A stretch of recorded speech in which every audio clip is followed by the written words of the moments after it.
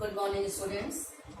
गद्य संकलन से कहानी पढ़ाएंगे जिसका शीर्षक है शरणागत, जिसके लेखक वृंदावन लाल वर्मा जी हैं। शरणागत का अर्थ है शरण में आया हुआ। भारत की परंपरा रही है कि अपने प्राणों को संकट में डालकर भी शरणागत की रक्षा होनी चाहिए। यहाँ पर राजा शिवी जैसे उदार राजा हुए, दयालु राजा हुए, जिन्होंने शरण में आए हुए पक्षी की रक्षा करने के लिए अपने प्राणों तक की परवाह न की थी। तो शरणागत कहानी में लेखक वृंदावन लाल वर्मा ने एक ऐसा ही उदाहरण समाज के समक्ष प्रस्तुत किया है। इस कहानी में एक गरीब ठाकुर की शरणागत वत्सलता का चित्रण किया गया है, जिसने अपने शरण में आए हुए रज्जब कसाई एवं उसकी पत्नी के प्राणों की रक्षा की थी। क्लियर? ये शरणागत कहानी से संबंधित पॉइंट्स दिए हुए हैं। इन पॉइंट्स के आधार पर आपको यह कहानी समझाया जाए। ऑलराइट, ये शरणागत कहानी में गरीब ठाकुर पात्र का चित्रण किया गया है। तो सबसे पहले गरीब ठाकुर का परिचय बताएंगे। इस कहानी में बताया गया है कि गरीब ठाकुर मणपुरा गांव का रहने वाला व्यक्ति था। उसकी थोड़ी सी जमीन थी जो किसान जोतते थे। उसके पास न अपने बैल थे और न ही अपना हल था। उसका अपना एक छोटा सा मकान था जिसे गांव वाले गढ़ी के नाम से पुकारते थे, और उस ठाकुर को लोग राजा के नाम से संबोधित करते थे। इसके अलावा कहानी में यह बताया गया है कि वह ठाकुर पेशगी लगान वसूल करने के कारण अपना गुजारा चलाता था। उसी से उसकी रोजी रोटी थी वही। नेक्स्ट, गरीब ठाकुर की चारित्रिक विशेषताएं। तो गरीब ठाकुर की विशेषताओं के बारे में इस शरणागत कहानी में वृंदावन लाल वर्मा जी ने बताया है कि गरीब ठाकुर दिल से उदार एवं दयालु था। शरणागत की रक्षा करना वह अपना धर्म समझता था। वह ठाकुर किसी कसाई के पैसे को हाथ लगाना बुरा समझता था, क्योंकि उसे लगता था कि बुरे कर्म के कारण उसकी बुरी कमाई है, इसलिए ऐसे पैसे को वह नहीं छूता था। और स्वयं ठाकुर अपने साथियों के साथ अपनी जरूरतें पूरी करने के लिए राहगीरों को लूटने से भी नहीं हिचकिचाता था। क्लियर? इसके अलावा नेक्स्ट पात्र रज्जब के बारे में इस कहानी में बताया गया। रज्जब ललितपुर का कसाई था। वह पशुओं को मारकर उनका मांस बेचकर धन कमाता था, और यही पेशा उसकी रोजी रोटी का कारण था। रज्जब अपने पेशे को खोटा समझते हुए भी करता था, क्योंकि वह समझता था कि परमात्मा ने जिसके लिए जो रोजगार मुकर्रर किया है, मीन्स निश्चित किया है, उसे करना ही पड़ेगा। और आखिर उसे अपना और अपने परिवार का पेट तो पालना ही था, इसलिए खोटा पेशा होने के कारण भी वह उस कार्य को करता था। क्लियर? और इसके अलावा यह भी रज्जब के बारे में बताया गया है कि वह कसाई अपना एक दिन रोजगार करके अपने पत्नी के साथ ललितपुर लौट रहा था। उसके पास 200-300 की बड़ी रकम थी, दौलत थी, और जिस रास्ते से वह लौट रहा था वह रास्ता सुनसान था, और साथ में उसकी पत्नी थी, और उसकी पत्नी को बुखार हो गया था। इसलिए रज्जब ने मार्ग सुनसान देखकर मणपुरा नामक गांव में रात बिताकर सवेरे ललितपुर जाने का निश्चय किया। क्लियर?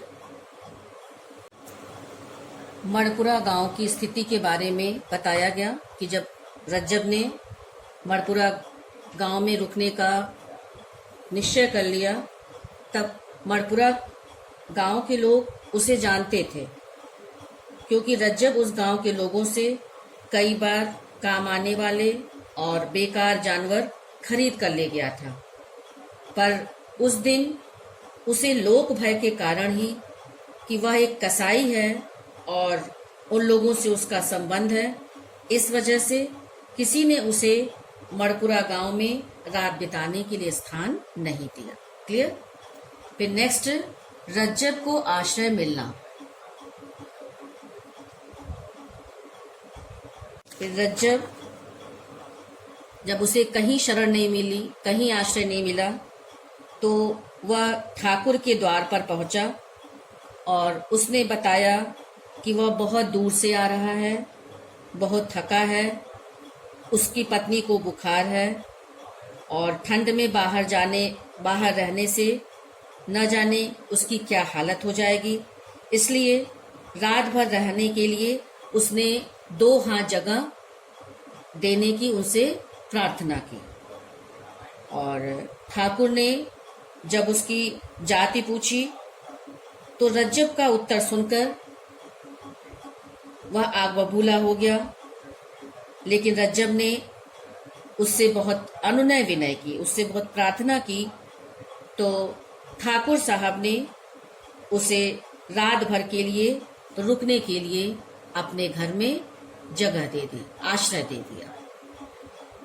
नेक्स्ट, रज्जब की अपने गांव वापसी। किसी तरह जब गरीब ठाकुर ने उसे अपनी ड्योढ़ी में रात बिताने का स्थान दिया और रज्जब ने भी उससे कहा कि वह बड़े सवेरे उठकर चला जाएगा, लेकिन वह न जा सका, क्योंकि कहानी में बताया गया कि सवेरे उसकी स्त्री के शरीर की पीड़ा बहुत बढ़ गई थी, क्योंकि पहले ही बताया गया उसकी पत्नी को बुखार हो गया था और बढ़ती पीड़ा के कारण वह चलने में असमर्थ थी। लेकिन इधर ठाकुर को भी लोक मत का भय था, समाज से उसे भय था कि लोग उल्टी सीधी बातें करेंगे, क्योंकि वह जात से कसाई था और वह ठाकुर था, इसलिए उसे लोगों की परवाह थी। इसलिए उसने ड्योढ़ी छोड़ने का रज्जब को हुक्म दे दिया। अब जब उसने उससे हुक्म दिया तो रज्जब को उसकी बात माननी पड़ी और उसने अपने गांव लौटने का विचार कर लिया। वह गांव से बाहर एक पेड़ के नीचे टिक गया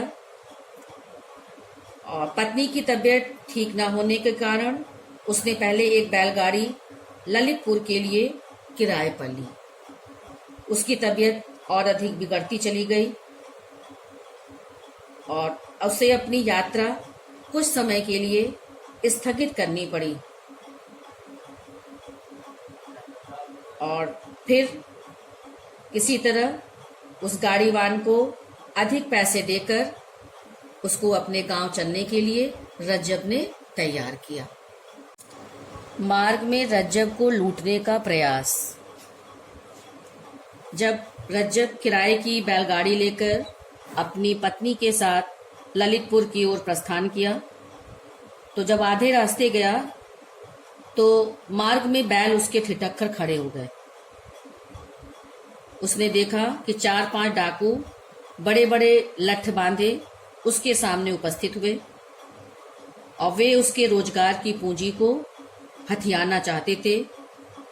रज्जब को वे लूटने का प्रयास करने लगे।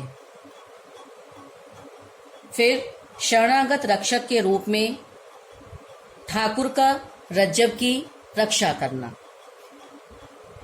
तो उसी समय जो डाकू थे 4-5 लठ बांधे हुए, उन्हीं में एक डाकू गरीब ठाकुर भी था। जब उसने सुना कि वह ललितपुर का एक कसाई है और साथ में उसकी पत्नी भी है, तो उसने अपने साथियों को उसे लूटने से रोका। उसके साथी नहीं माने, क्योंकि कई दिनों के बाद उन्हें एक शिकार हाथ लगा था और उसके साथी उसे छोड़ना उचित नहीं समझते थे। लेकिन गरीब ठाकुर, जो शरणागत की रक्षा करना अपना परम धर्म समझता था, जिसकी चारित्रिक विशेषताओं के बारे में बताया गया भी। उसने अपने धन की कमी का भी विचार छोड़ दिया और उसने उनको जब मना किया तो उसके साथी भी नाराज हो गए, लेकिन उसने अपने साथियों की नाराजगी की भी परवाह उसने नहीं किया और अपने धर्म को ऊंचा स्थान देते हुए उसने कहा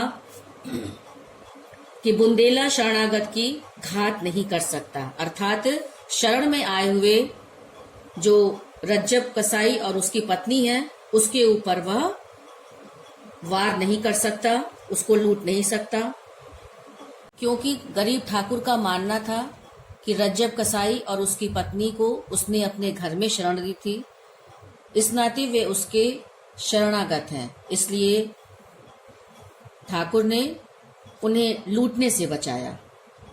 और भारतीय संस्कृति में शरणागत को किसी भी कष्ट से रक्षित करना परम धर्म है और इसी धर्म का पालन करते हुए गरीब ठाकुर ने उनके संरक्षण और सुरक्षा का उत्तरदायित्व निभाया।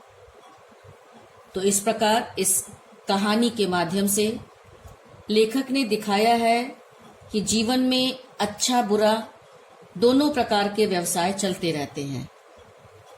लोग अपनी आजीविका के प्रसंग में तरह तरह के काम करते हैं, परंतु मानवता की रक्षा करना सबसे बड़ा कर्म है और मानवता यह है कि शरण में आए व्यक्ति की हर संभव सुरक्षा या सहायता की जाए। तो इस प्रकार इन सारे पॉइंट्स के द्वारा इस शरणागत कहानी को समझा दिया गया है। आपको समझ में आ गया होगा। इससे संबंधित प्रश्न भी कराए जाएंगे।